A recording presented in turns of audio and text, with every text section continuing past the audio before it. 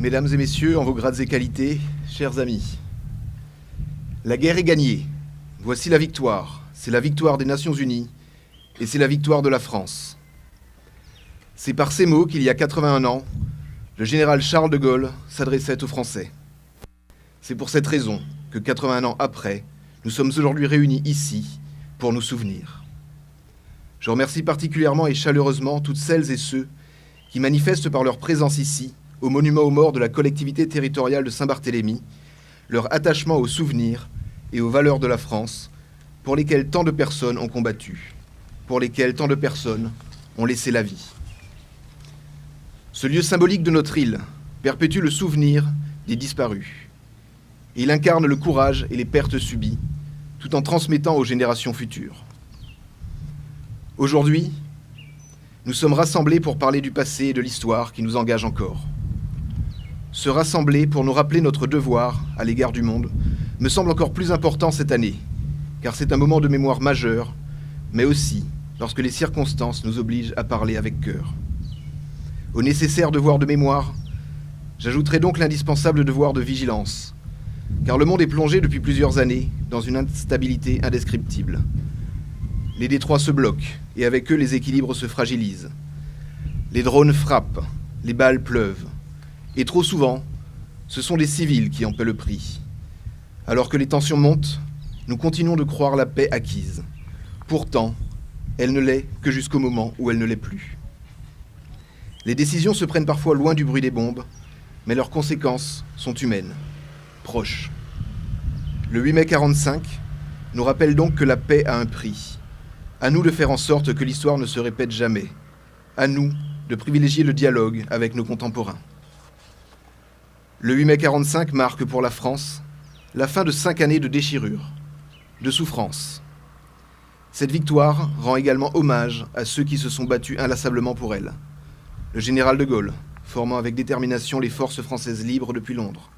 Jean Moulin, qui créa le Comité national de la résistance, avec des combattants de toutes conditions, venus de tous horizons.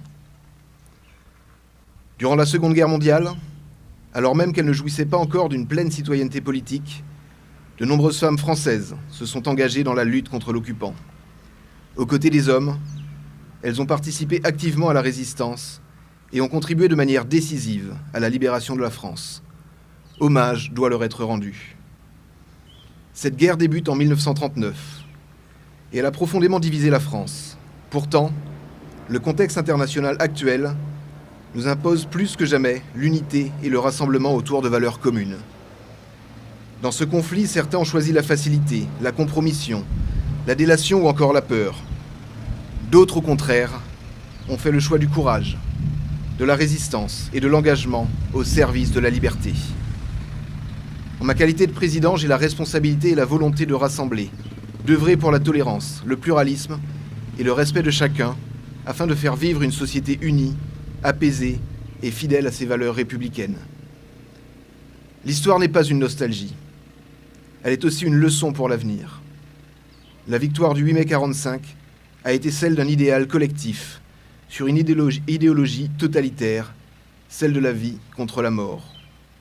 Nous sommes liés par les liens d'une histoire commune et je ne veux pas que nous oublions ceux qui se sont battus et se battent encore avec ferveur au nom de la liberté. Merci aux membres de la Fédération des anciens combattants de Saint-Barthélemy de faire vivre cette transmission. Monsieur le Président, Monsieur Ladurée, merci à la Fédération des anciens combattants pour la constance et la permanence de ces travaux. Vous trouverez toujours à la collectivité une écoute et un soutien fidèle dans vos démarches. La jeunesse est héritière de ce passé, toujours présent. Je salue donc cette jeunesse à l'initiative et présente avec nous aujourd'hui. Plus que jamais, notre responsabilité est de rassembler. La cohésion du monde et de notre territoire ne peut naître que de la volonté de dépasser les divisions pour construire ensemble. Fédérer les énergies, unir les volontés et faire vivre un destin partagé. C'est ainsi que nous serons fidèles à l'héritage de celles et ceux qui se sont battus pour notre liberté. Il y a 81 ans, à Berlin, dans la nuit, les forces alliées, la France, l'Angleterre, les États-Unis d'Amérique, l'Union des républiques socialistes soviétiques, ont officiellement reçu la reddition de l'Allemagne.